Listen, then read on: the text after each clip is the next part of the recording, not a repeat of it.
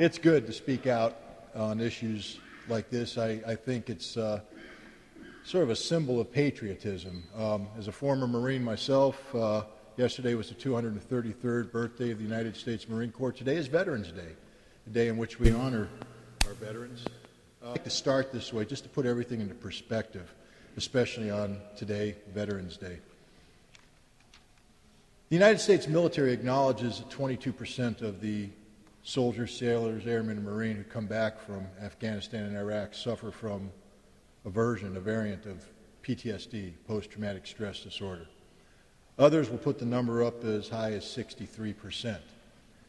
The New York Times and other newspapers have ran a story in which a U.S. Army Major General, New York National Guardsman, has gone public with his struggle with PTSD and how he's praised by the Pentagon and higher-ups for having the courage to come out and speak about the difficulties he's faced in Iraq. And the hopes are that by doing so, he will set an example for the other soldiers, sailors, airmen, Marines who are undergoing similar difficulties so that they won't hide behind a bottle or violence or drugs or just disappear off the face of the earth, that they'll come forward and say, I need help. And it's a touching story. And it's a touching concept that, yes, indeed, America now recognizes that its warriors that we send off overseas to do things in our name come home shattered, come home somehow not the same. It's touching that we've recognized this. But then Tyler Boudreau brought it all back from the perspective of a Marine Corps company commander. Whether it's 22% or 63%, it's irrelevant. Because as a Marine Corps Rifle Company commander, what do? The first Marine that comes in and says, sir, I got a problem. I can't sleep at night. That stuff that happened out in Iraq, it's in my head. I can't get rid of it. He said, you can hug that Marine. You can send that Marine to the chaplain. You can send that Marine off. But then the second Marine comes in, and the third Marine, and the fourth Marine. Do you honestly believe that the Marine Corps is going to allow you to keep 22% of your combat-effective fighting force back because they can't handle it? Or 63%? Do you think America's really going to say, no, all you guys and gals that are suffering, you don't need to go back? It's lip service, ladies and gentlemen. It's lip service. We say we support our troops, but we don't support our troops. We support the concept of our troops, but when you put a human face on our troops, the bottom line is we collectively turn our backs on them again and again and again. And I'm going to give you a number. It ain't 22%, and it's not 63%. It's 100%. If you go off and you participate in combat operations overseas, you will never be the same person, and we as a society have to understand that. Because today we're here to talk about unjust wars and wars that should never be fought. And ideally, humankind should have evolved to the point where we aren't needed to sink down to the animalistic levels that war represents. And yes, I say that. War is the worst thing that mankind can do to mankind because it's not about doing good. It's not about honor. It's about death and destruction, and that's it. But I'm a realist.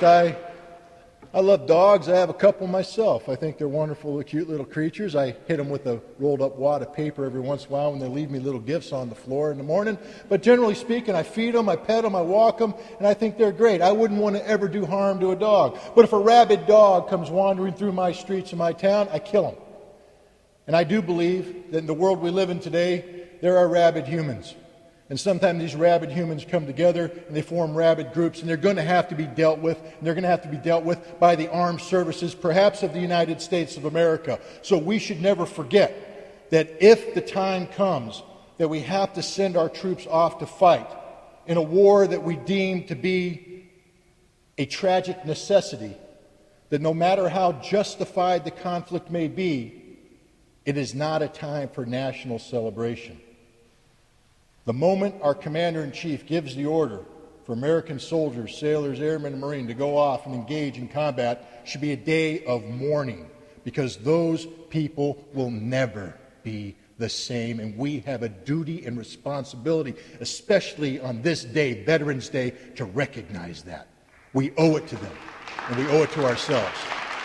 Now, having said that, Let's talk about some conflicts that we are currently in, or conflicts we may be getting ourselves involved in. I mean, ding dong, the witch is dead. The people have spoken. Yes, we can. Change will come. And it's a wonderful thing. George Bush, in 70 some odd days, is leaving the White House. And I couldn't be happier. But is this really going to change things? If we close our eyes and tap the ruby slippers 3 times and say, there's no place like home, will we be magically transported off to the wonderful, wonderful hinterland of America, Kansas? Yes, Toto, we are in Kansas again. It's not going to change anything, ladies and gentlemen, unless we force the change. Yes, we have a president-elect who claims that he wants new policies. He claims he wants to do things in a different way. But let's talk about the reality. Iraq. As we speak, there's an ongoing dispute between the United States of America and the government of Iraq over a status of forces agreement. Now, I respect you in this audience here, and I know you guys are plugged in. We're right now in a city of, 12 plus million people? If you walked around and asked the average man or woman on the street, hey, what's going on with the SOFA agreement in Iraq? They go, what? SOFA? Is it like a king-size sofa? But they wouldn't even know what you're talking about. And yet the reality is, if we don't get a status of forces agreement signed in ink by the end of December, all those wonderful American troops we have over there are in deep trouble. Not that they're not in trouble already, but they're in deeper trouble because all legitimacy of this illegitimate conflict goes right out the window. Now, either they're going to be compelled to sign a status of forces agreement that will be rejected by the Iraqi parliament, and that seems to be the direction that we're heading, or we will hold our guns and there won't be a status of forces agreement, and then we have to turn to the United Nations for an extension of the UN mandate, which means we've gone behind the backs of the Iraqi people. So even if the international community blesses us with holy water, to the Iraqi people it will continue to be nothing but an illegitimate occupation. Now all of this is going to unfold before our new Messiah even steps foot in the White House. He's going to inherit this mess no matter what. On January 20th, Barack Obama will have a disaster in his hands in Iraq. A disaster that he had nothing to do with, but now he must resolve. Now, he has talked about getting the troops out of Iraq. But I will tell you this, that this president, in the first 100 days of his administration, will not be seeking to get our troops out of Iraq. He will be seeking to stabilize the situation in Iraq because the situation will devolve violently. And rather than having troops come home, we may find ourselves sending more troops into Iraq, reinforcing an already desperate situation. What do we do about this? How do we handle this? See, we have a problem here in America, you see, because we do have a moral conscience. It's not always perfectly in operation, but we are a moral people. We believe in good as opposed to evil. And so we somehow feel a moral obligation when we have broken something as egregiously as we have broken Iraq that we must somehow fix it. You've heard Colin Powell speak of this. It's the Pottery Barn rule. You know that one. You broke it, you own it. That may work at Christmas, ladies and gentlemen, wandering through Pottery Barn as you are wont to do, searching for the ideal gift, and boom, bam, oh man, I broke the vase. I'm sorry. Here, let me pay for it. I now owned it all as well. But you can't apply that to a situation like Iraq, because I will tell you this. Barack Obama is as ignorant about the reality of Iraq as George W. Bush was.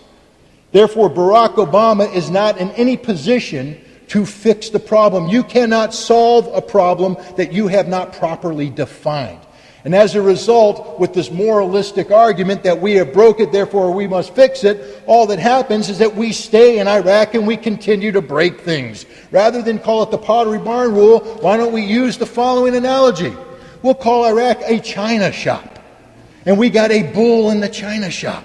And the bull is thrashing around, breaking the china. Now, the moral thing to do would be to pick up the broken china and buy new china. But how many times are we going to restock the china shop? At some point in time, does it not make more sense to get the bull out of the china shop?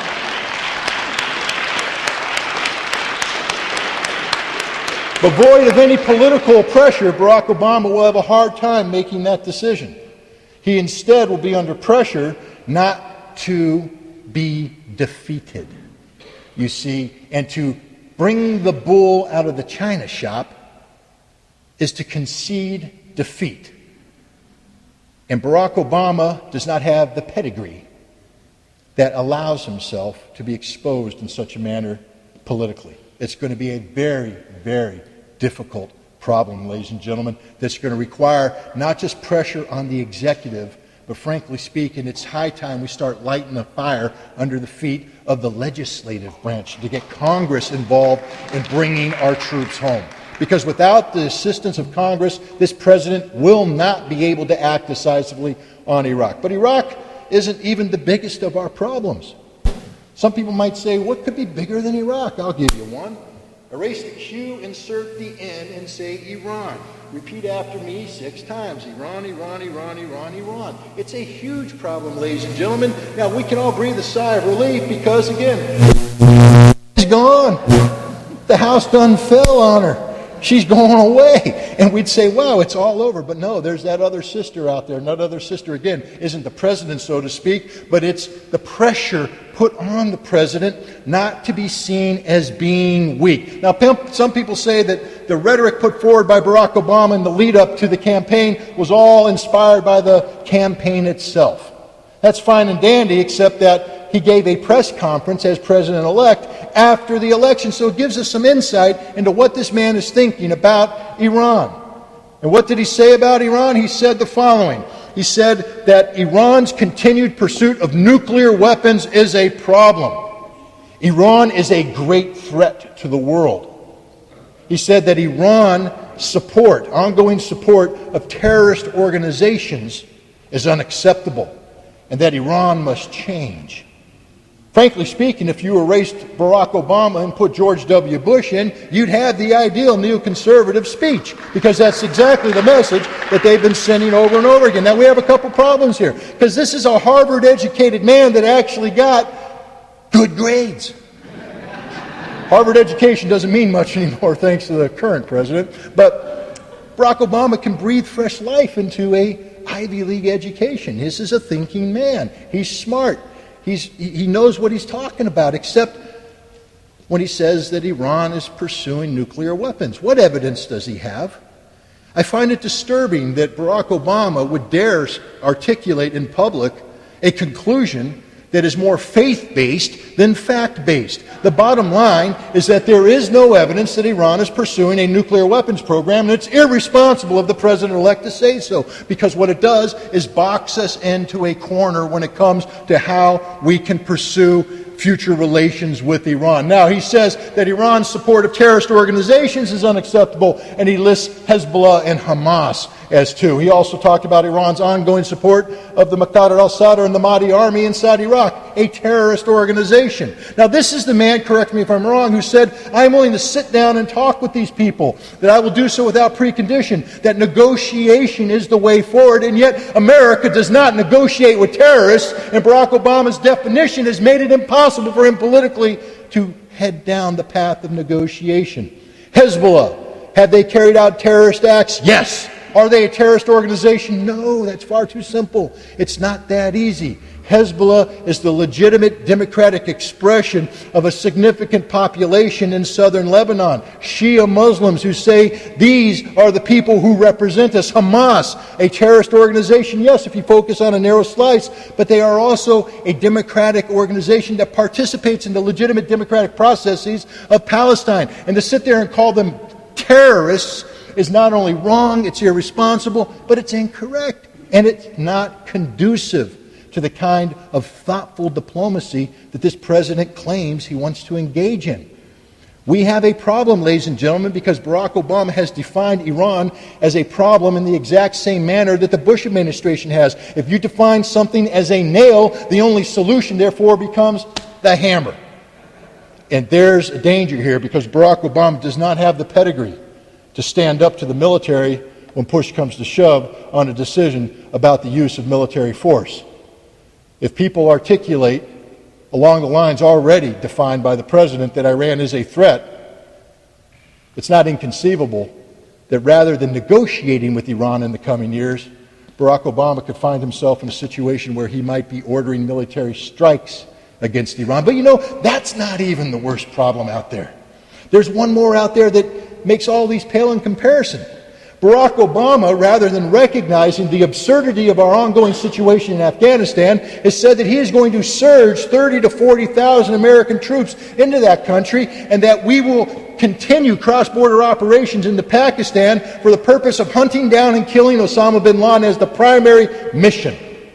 Now, A, it's not doing the Afghan people any bit of good, but B, it will only take a situation that's already horrific in nature and make it worse. We will not get Osama bin Laden. We will only exacerbate the situation. We will empower not only the Taliban, but the radical elements of the Taliban linked to Al-Qaeda, an organization we're supposed to be seeking out to destroy. Instead, we empower and serve as the recruiting base for them. We become the recruiting poster.